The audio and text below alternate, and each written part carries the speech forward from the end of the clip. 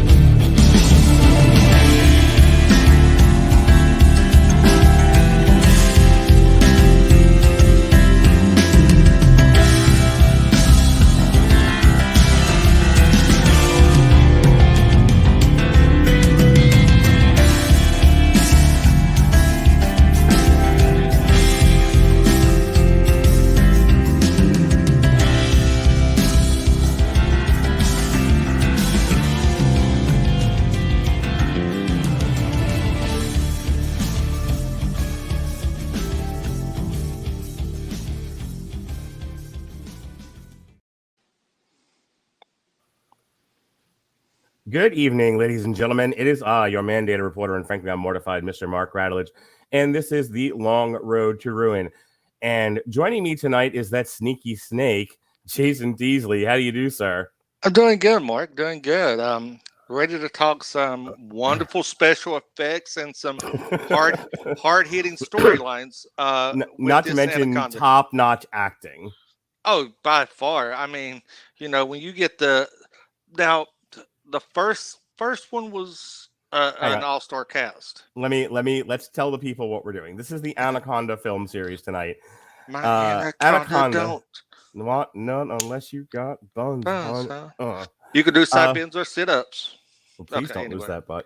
Also known as Anacondas, is an American horror film series created by Hans Bauer, Jim Cash, and Jack Epps Jr., produced and distributed by Sony Pictures Home Entertainment. The series began with Anaconda in 1997, directed by Luis Llosa, and was followed by one theatrical standalone sequel, Anacondas, The Hunt for the Blood Orchid, in 2004, which was directed by Dwight Little, and three television sequels, The Anaconda 3 Offspring from 2008, Anacondas Trail of Blood in 2009, both directed by Don E. FauntLeRoy. Feels like a made-up name. Yeah. And then finally, the crossover series that everyone wanted, Lake Placid versus Anaconda from 2015, which we are not talking about tonight. We will get to that at a later date.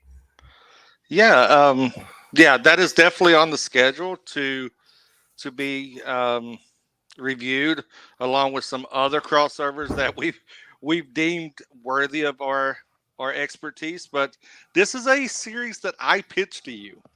Yeah, I wanted to bring that up. Like, why did you want to talk about of all the movie series we could have talked about? Why Anaconda? Because of how good the premise started off with the all-star cast of the first one, just a weak story, and just how quickly it devolved, which is pretty much the basis of the Long Road to Ruin. Mm-hmm.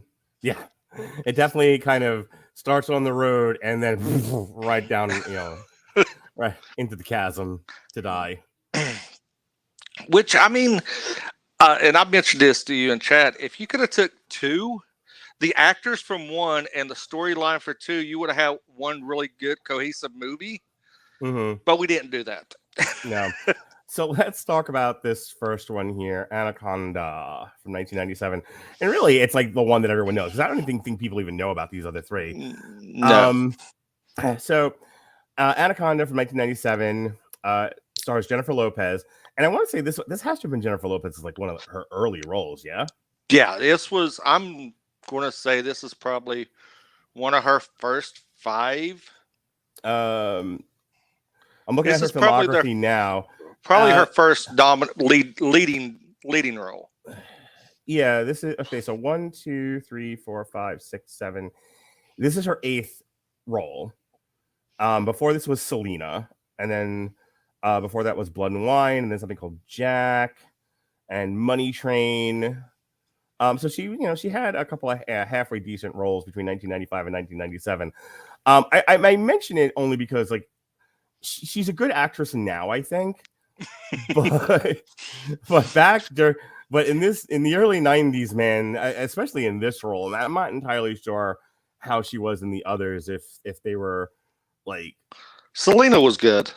I can't tell you for sure if she was decent in the other roles, but I can tell you she's kind of sucks in this one. She is struggling in this movie. Yeah. This is a movie that a lot of people, like I said, I mean, when you get Ice Cube's first line on screen being a title of his one of his most recognizable songs, you know you're in for a interesting experience. Mm-hmm. So speaking of Ice Cube, he's in this. Jon Voight's in this. Eric Stoltz is in this. Jonathan Hyde and Owen Wilson. So it's like this is not a bad cast. Like for all intents and purposes, this is a strong horror movie with a really decent cast. It had a budget of $45 million, and it was successful. It's why I guess it garnered as many sequels as it did. It had a $136.8 million box office. I'm trying to figure out, looking at Ice Cube, we don't need to look at the other actors. They are what they are. And I got to talk about Jon Voight's performance in this. Yes. He really does fucking carry this thing. Yes, he does.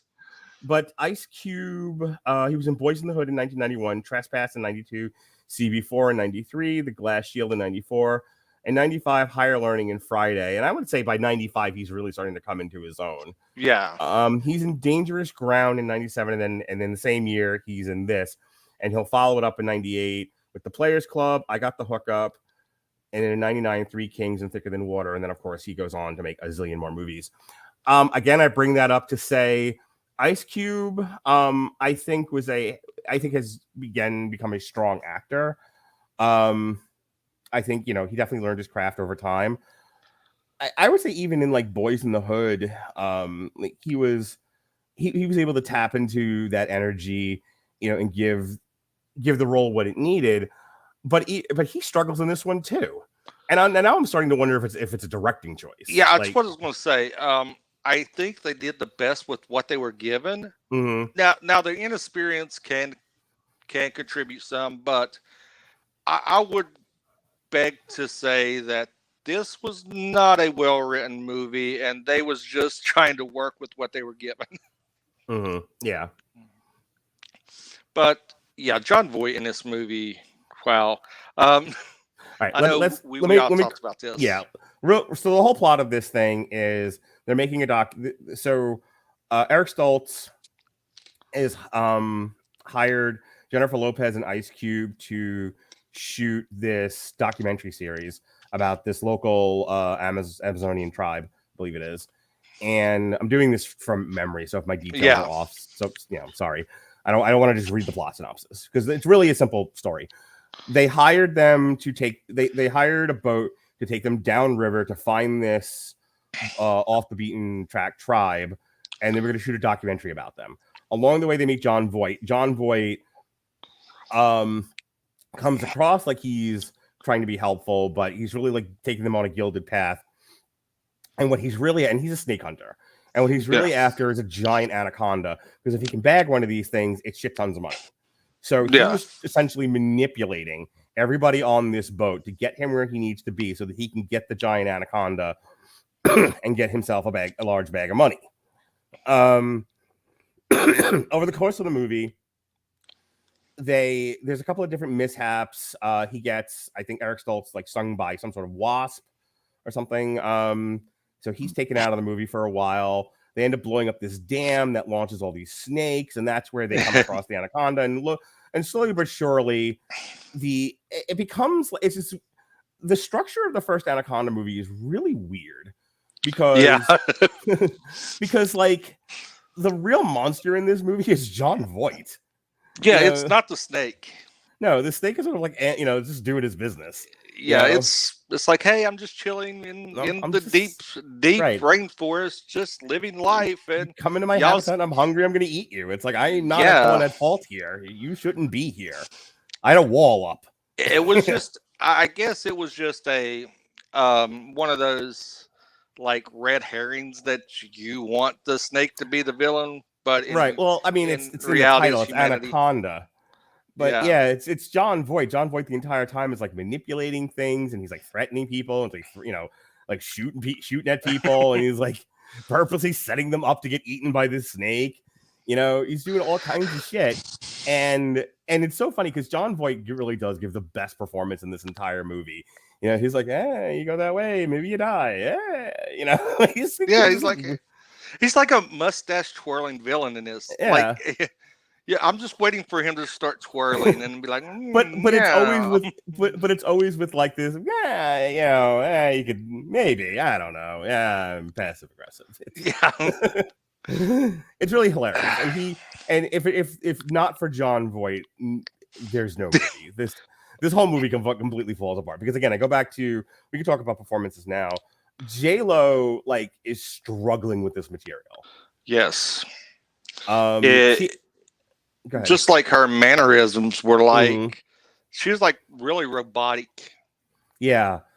There's some lingering shots of her on camera where like I don't know what to do with my hands. I don't know what to do with my face. I don't know what to do with my hands. Yeah. I have no idea what's fucking going on here. They just got her on camera because she's J-Lo and she's hot. I mean, that is pretty much the sweaty hot J-Lo on camera. I don't think the director knew how to use Ice Cube either, because Ice Cube's like yelling all his dialogue. I think they just kind of understood Ice Cube. His resume said angry black man, and he was like, "Yeah, I need an angry black man in my film to yell every line."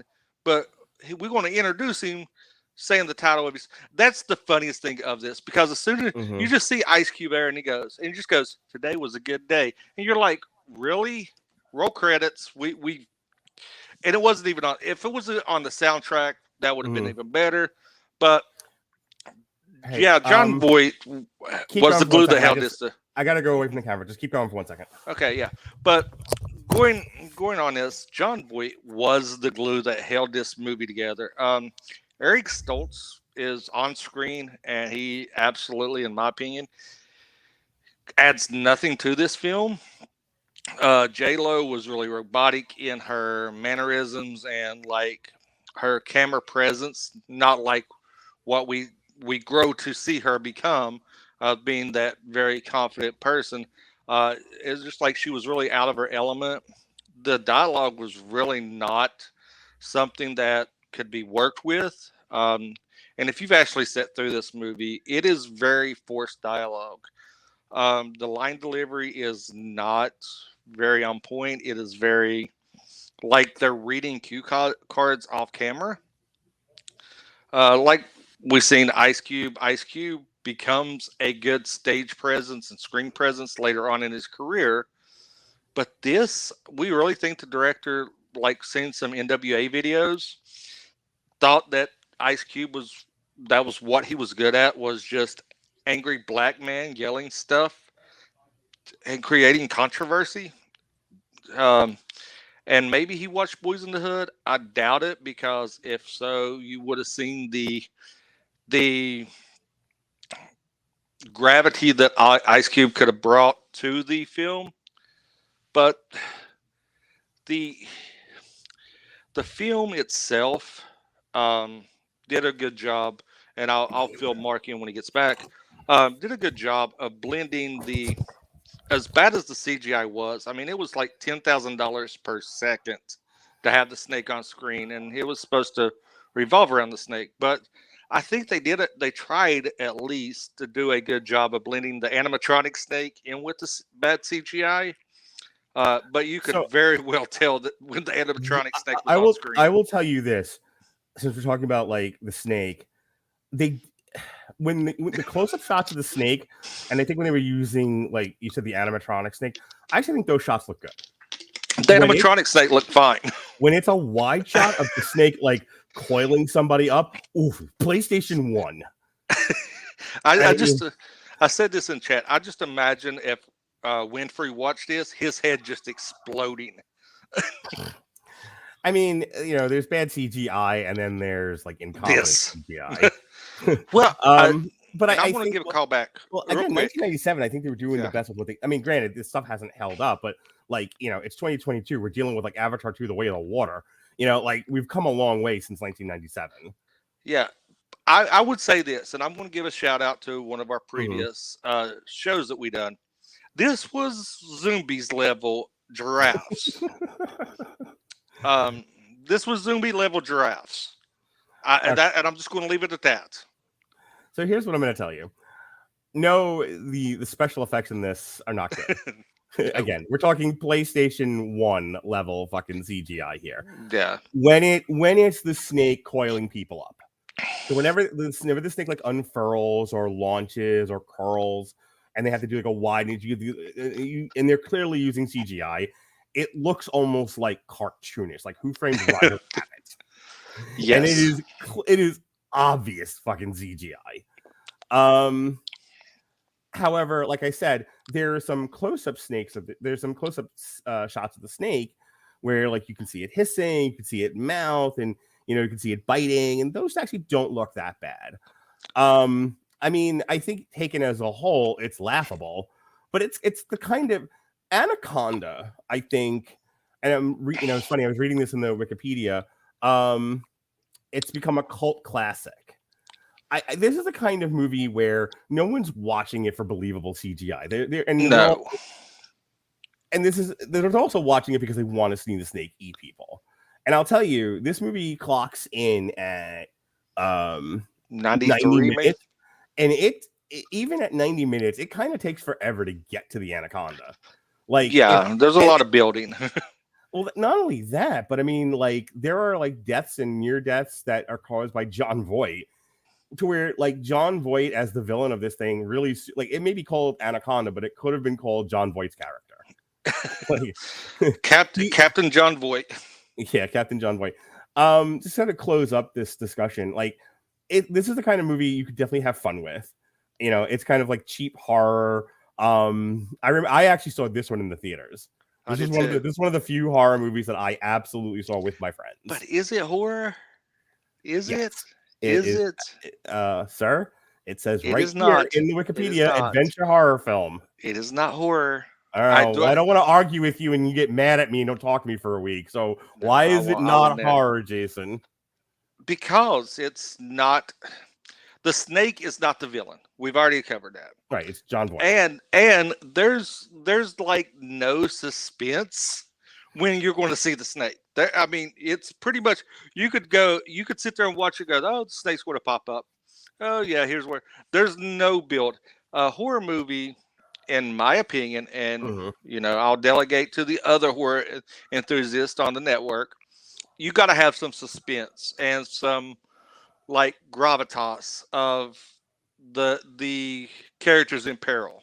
You don't have that in this unless it's with Jon Voight. All right, think of it this way: Anaconda is essentially like it's like a Friday. It's a slasher movie. There's a monster. It's hunting people, and then Jennifer Lopez is your final girl. It is a classic slasher structure. It's a confined setting. It's this river. They're on this boat, right? And you have Jon Voight's like the Burke character of Aliens. He's like trying to take it home with him.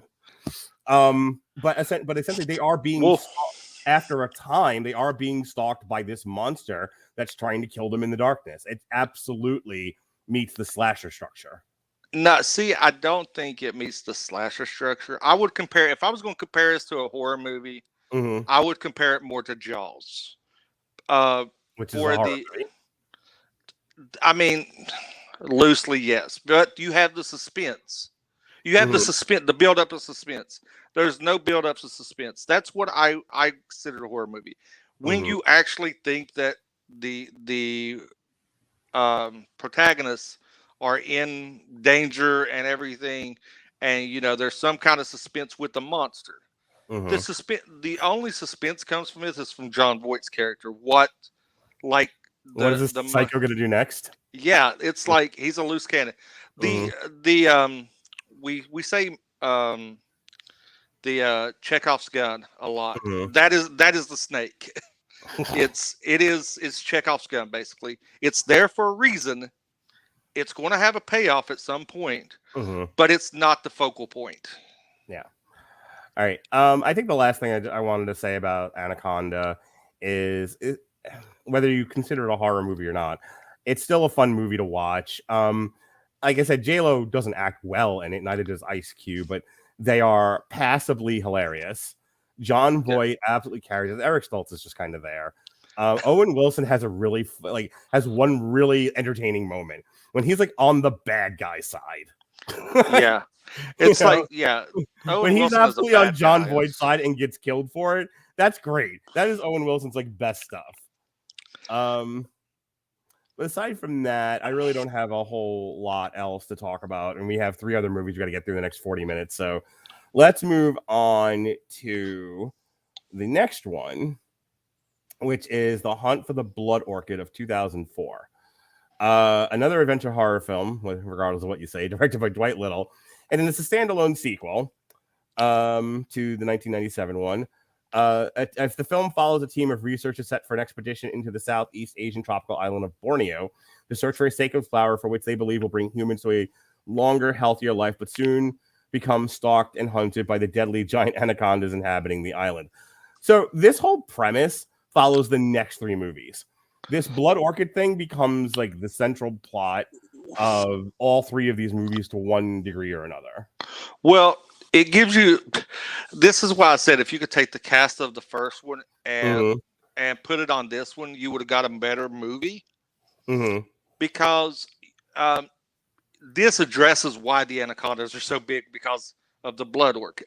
That it's like, hey, we need an expedition dump to justify why these things are so big, and this is where you get it.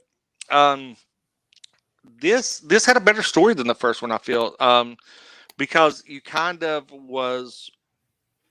you had more of a, I guess you could say, a cohesive narrative, because they get shipwrecked. They get on this boat, and old captain wants to take a shortcut. 1 second. The captain wants to take a shortcut.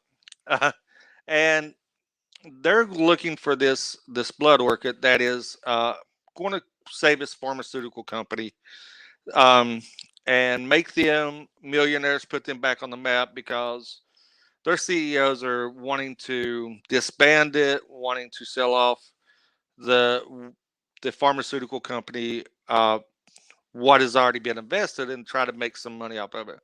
And this is a last ditch effort of the company trying to cash in on this mythical flower that can cure all humanity. At least they think it can cure all humanity. And they go out on this boat. The captain says he knows a shortcut, takes him over a waterfall. Yeah, I didn't understand that. Like, how did you not see the fucking waterfall there? Yeah, it's like I know this way. It's a little dangerous. Like that first step, it's a Lulu, but we'll be there like 2 days ahead of time. It's like the fucking waterfall, man. Yeah, it is. And they go over the waterfall, and of course they get marooned. Like, why would you not get marooned going over like a 50-foot fall? That. I honestly thought he could survive the waterfall and save the boat. Like like the way that scene plays out is so hilarious to me, because he's like, I have a shortcut. It's a waterfall. And he's like, but I know how to sail down a waterfall. It's fine. And it's like, nope, everyone falls off the boat. The boat sinks. It's kind of like if you grew up in mine in your era, it's like a Tex Avery cartoon in real life going over a waterfall. Because it pans out just like it went up. It says, "Oh no."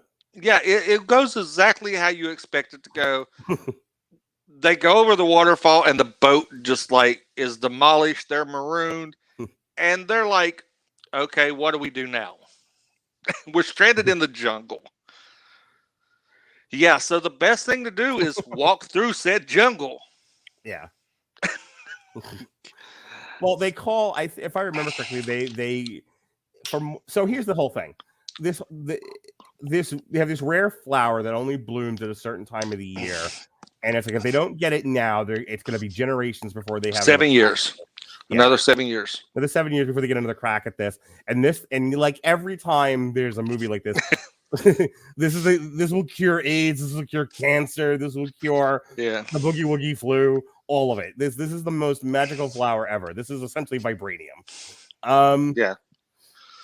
So we have somebody who's like, we've invested a lot of money in this. Like, there is a lot of the tension is you have the one chick from Eureka and then the other like white guy, and like she's like, look, this is lost. We have failed. We need to just get out of the jungle where everything is trying to kill us and go home. And the other guy's like, no, we've invested too much money in this. There's no going back. We have to move forward. And there's essentially the entire tension of the movie, other than they're being stalked by a giant fucking snake. And that is in heat. Yeah. And so that's the whole thing, is like the deeper they get into because they do call for help. They end up getting another ship captain to come find them. Yeah. But then like as if the snake's in on it. Kill him first. You know, like no, there's no escape. This says the snake. You know, and so he kills that guy. And then it's classic horror structure, classic slasher structure. This snake just stalks them one by one. It's funny. You said like if you could take the cast from the first movie and put it in the second one because the second one has the better plot, you're not wrong. Like, because when this gets going, it's actually in terms of like kills, classic horror structure. It's actually a better movie. It's not acted well in any way, shape, or form. No. But like, if you're just looking for like, see, the first one, they were too long in between kills, and there was a lot of shouting and screaming and carrying on in this. And it rests, and as much as I enjoyed John Voight, and we talked about that, it rests too much on John Voight and not enough on the snake. This is all the snake. This one, you also did have one snake. You had different snakes, because you come to find out that there is a breeding ball there's a female snake that's in heat, and all these giant fucking other male snakes are battling for supremacy with them, as well as trying to get to this big snake orgy under the Blood Orchids. Right. And this, like I said, it was interesting because it brings in the human aspect of this. The human villain in this is a little bit more discreet, not so up in your face, because it's like when he takes the spider and kills John Diggle from Arrow with his massive nostrils. That wasn't John Diggle. That was Morris Chestnut. Was it? John Diggle was in this too. Was there two black guys? No. Yeah, there's two black guys in this. There's the comedy relief guy, and then there's Morris Chestnut. Morris Chestnut's the one that gets killed with the spider. Well, John Diggle's the other black guy. Yes. No, John Diggle is not in this movie. Yes, he is. No, he's not. I'm looking at the cast list. It's Johnny Mesner, who plays, Smoldering McWhisper. Katie Strickland, who's the blonde. Matthew Marsden is, I believe, the kid who's like the lead doctor dude. Eugene Bird is, I believe, the comic relief black guy. Sally Richardson Whitfield is the chick from Eureka. Morris Chestnut is Gordon Mitchell. And you have Carl Yoon is Tran Wu. Nicholas Gonzalez is Dr. Ben Douglas, and then Andy Anderson is John Livingston. I'm on IMDb now because John Diggle. John Diggle from Arrow is on this. Go ahead, and yes, all three actors have played character in DC Comics. Andy Diggle. Okay, moving on. So yeah, but like what I said, once this thing ramps up and we get to where the snake is attacking them, like it is just all snake attacks. It is all people screaming and running for cover and getting killed by snakes. It's fucking fantastic. Oh yeah, it's great. The acting is not great in this movie. Not even close. And the CGI is like you would think like as time would go on and march forward, the CGI would get better. It does not. Like by the time this series is done, the CGI is so bad, it's so laughable that it's just comical. It is. But, it's such a weird thing because like they clearly made a sequel because the first one was successful. They couldn't get anyone from the cast back. Well, they killed almost everybody, but they couldn't get J-Lo and Ice Cube back. So they started all over again with a new cast. But this is like the C team. This is television actors and people who don't normally get like lead roles in a movie. And this was a theatrical feature too. So this thing made 20 to 25. This thing on a budget of 20 to 25 million dollars made 71 million. I mean, this was successful. People went out to go see the stupid thing. Oh yeah. There was a reason why this one was the last theatrical release. One, because Sci-Fi bought the rights to it. Mm-hmm.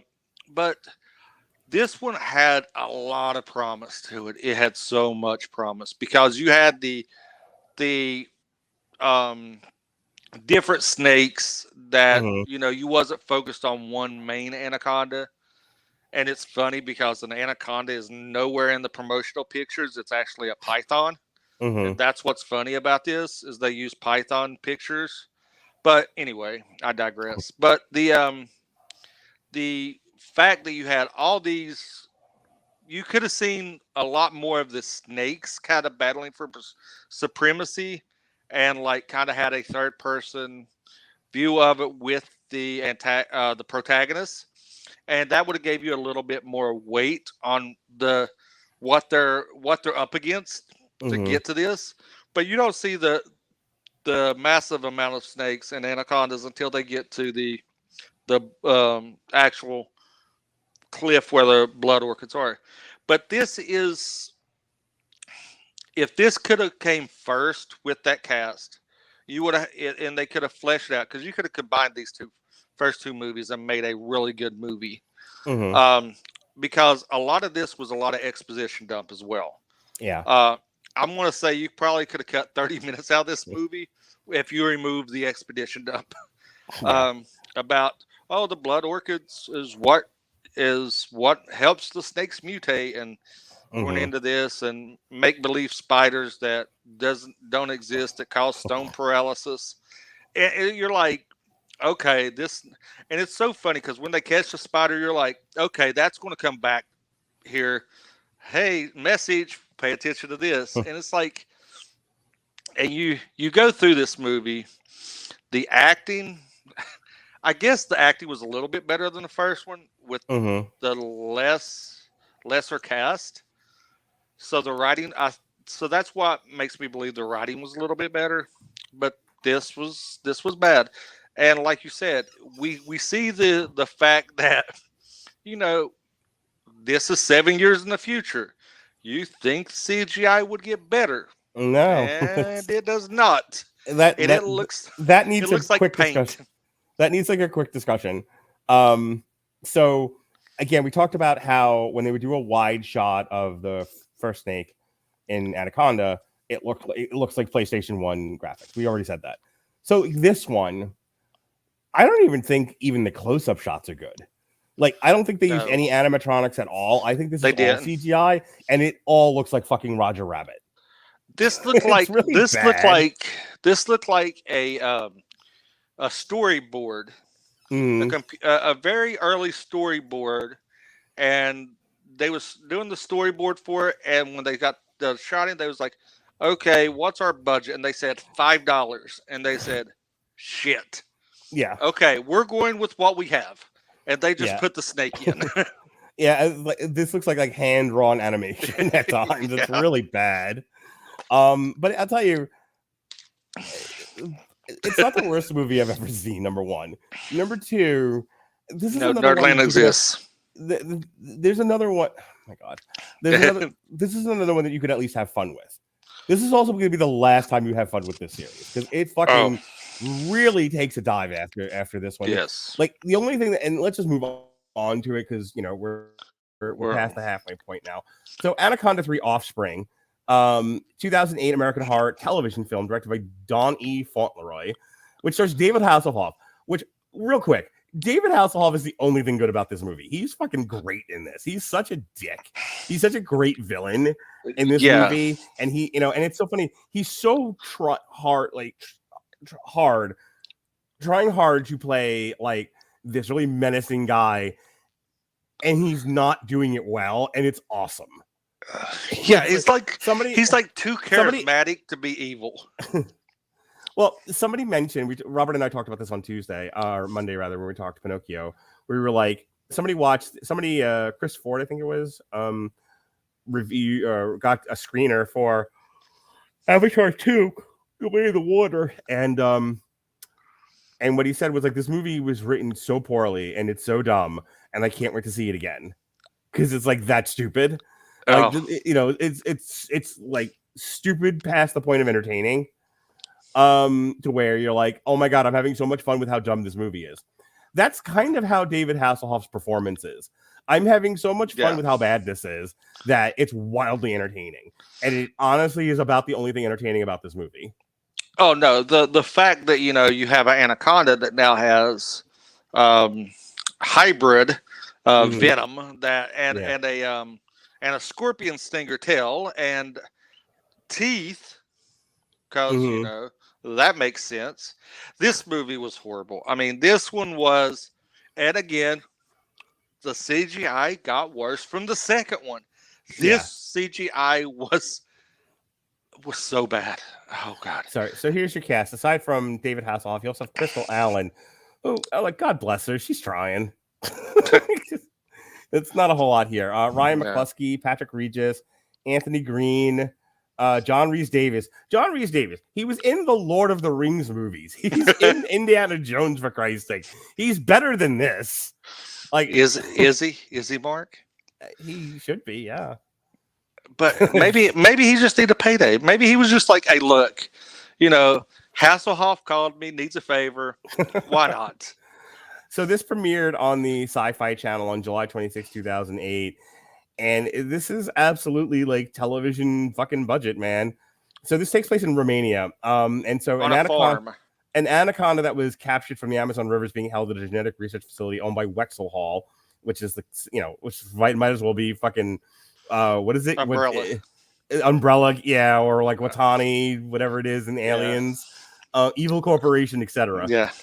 For experimentation, where Professor Eric Kane has developed a serum for the Blood Orchid. The research project is led by Dr. Amanda Hayes and funded by Peter J.D. Murdoch, a well-known industrialist. And this goes on and on and on. And it's essentially the fucking snake gets out and just like kills everybody. And this is yet another situation where, the good guy wants to kill the snake, but the bad guy wants to take it home with them. And therein lies the tension. And everyone dies. And like the blonde makes it out alive, but that's about it. Yeah, that's you just summed up this entire movie. Yes. This was a very low point. This was very sharp. I think it's called Offspring because like this thing mates or something. It's pregnant. Yeah, it's pregnant. They find out that it's pregnant after it gets. That's like taking a pregnancy, showing your bump and then taking a pregnancy test. How do you not know a snake's pregnant? It's been in captivity. Is it asexual? How did it breed? Did that scientist sneak in there with some freaky deaky snake oil? We don't know. Yeah. But this is bad. There's nothing good to say about this outside of Hasselhoff's performance. The CGI, like I said, the CGI got worse. And it's like I was really waiting for, when it showed the snake, just like a white piece of paper with a snake on it, just to appear. Like someone just like waving the "Don't Tread on Me" flag. No, this is what I remember. You remember me? This is going back. Velocipaster. I remember Velocipaster. You remember it was in the first thing, and it shows the insert CGI scene. Yes, special effects. Yes, insert special effects here. Mm-hmm. That is what this reminded. If that would have popped up, it would not have surprised me, No. You know, and I would have laughed. Can we talk about the Sci-Fi Channel for just a moment? How the Sci-Fi Channel really specialized in silly, either natural phenomena or animals, or both. or supernatural creatures, or both. Like just being unloaded on some small town somewhere, and it looking awful, but it being so much fun to watch. And I think like they took a big swing with Anacondas 3 for that, where it's like we have this great premise. This movie worked twice in the theaters. People will sit home on a Saturday night and watch the sci-fi movie Anacondas. And here's the thing.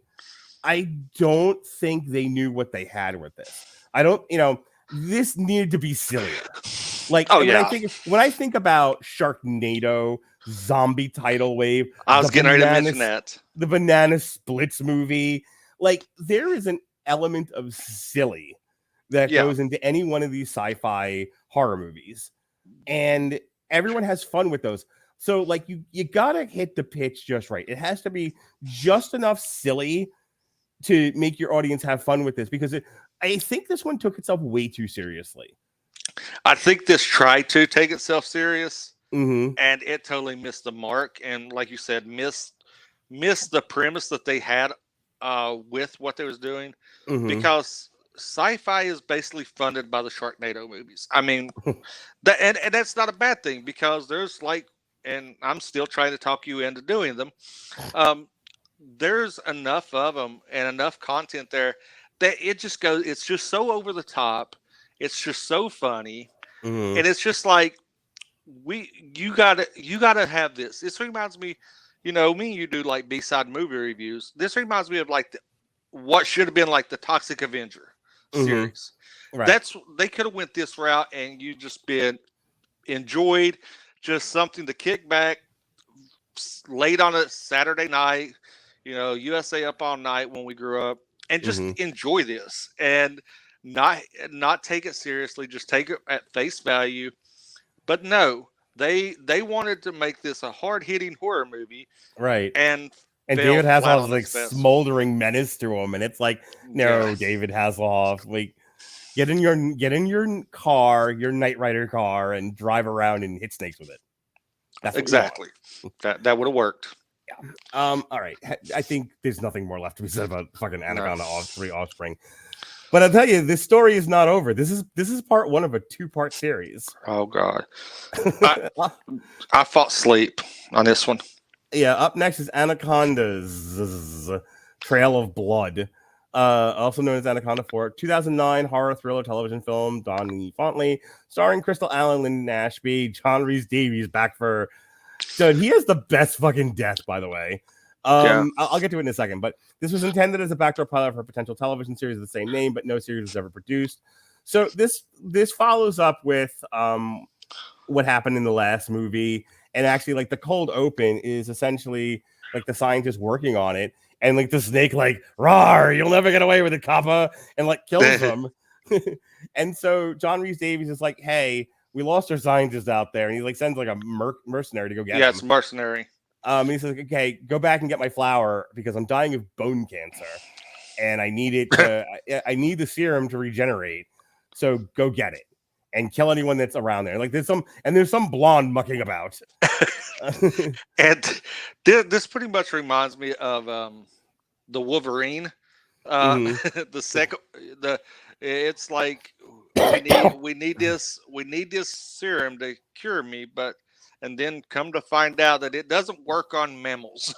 Okay. No, he gets cured right away. He just dies shortly thereafter.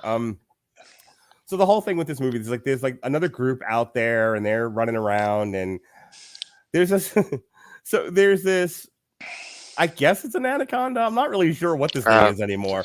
But okay, so they killed the mama in part 3, and in part 4 we're dealing with the offspring. The offspring are like loose and running, and the whole thing with the blonde was we can't just leave these snakes running loose to kill people. We got to deal with this.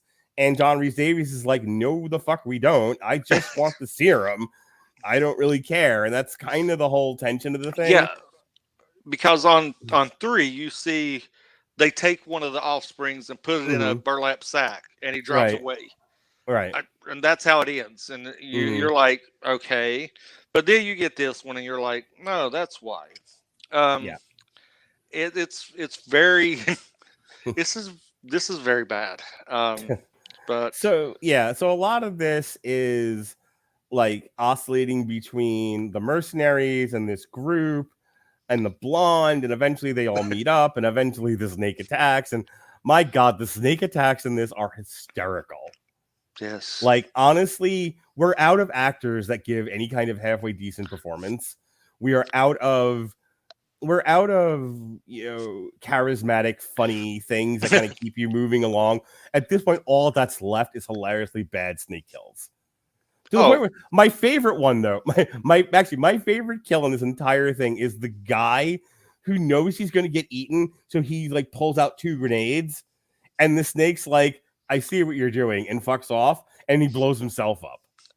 That was great. That was the high point of the movie for me. It's like the snake is self-aware, and it's like, oh, I see. And it's like, and it's funny because snakes cannot see directly in front of them. They sense movement, peripheral. They cannot see in front of them. And we're just going to bounce back to part 3 real quick. Did you not laugh when you had the predator reference in part 3? Yeah. Oh my God, snake vision in these movies is great. Yes. And then the fact that she's covered in mud and the snake can't see her, and you're like, okay, that makes 2 plus 2 does not make 4 in this. But yeah, this last movie, it was, I didn't think it'd get worse than 3. I was proven wrong. This not only cratered, but it went through to China. Because this is very bad. And so all right, so let me talk about it now, because it's really the only other thing worth talking about in this movie. John Rhys Davies is fucking great. So John Rhys Davies like personally shows up.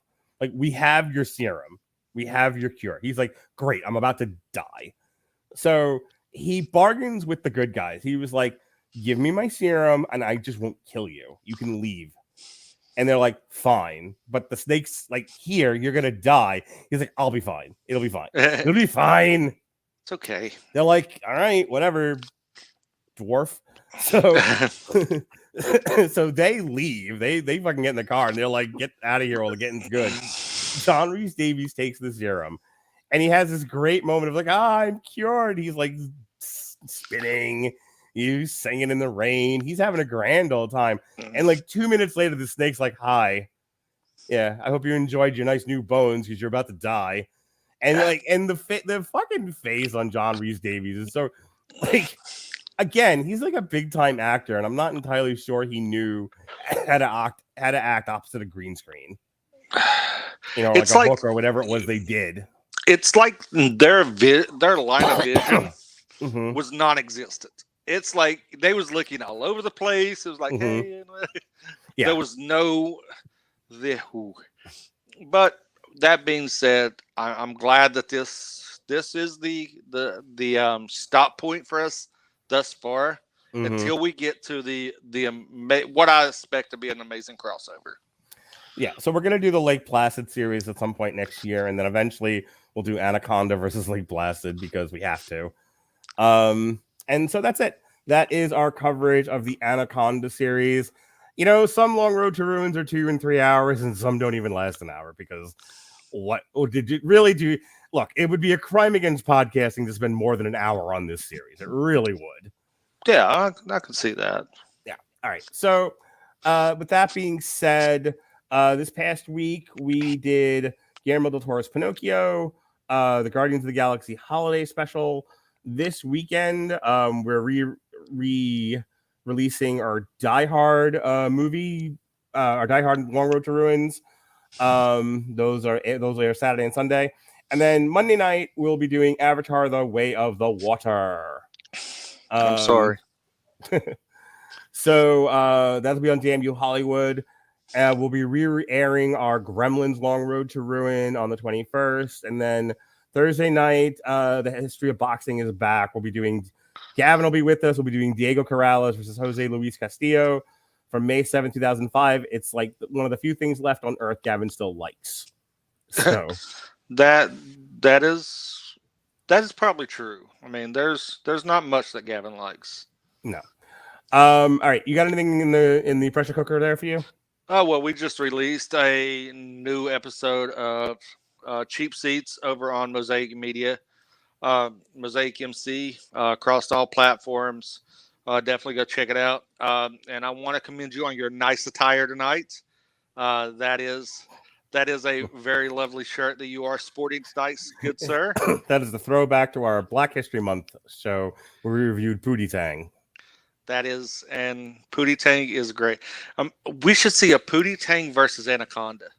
You know, like the snakeskin. Could you imagine, like the snake like goes to like attack, like uncoil and attack Pootie Tang? He just like hits it with the belt.